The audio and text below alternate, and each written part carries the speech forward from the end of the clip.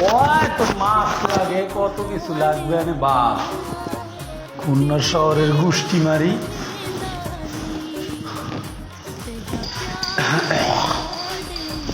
বাকি আছে কয়টা?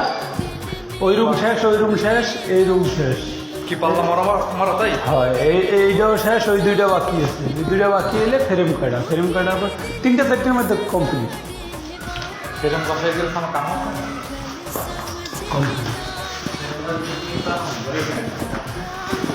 যদি 3টার মধ্যে কাবার দিতে পারো তাই গরুর গোস্ত যা কইছো এই খাও। বৈচিত্র্য খুলনা নাকি থিনার কি পিউ দিয়েছেন নাকি?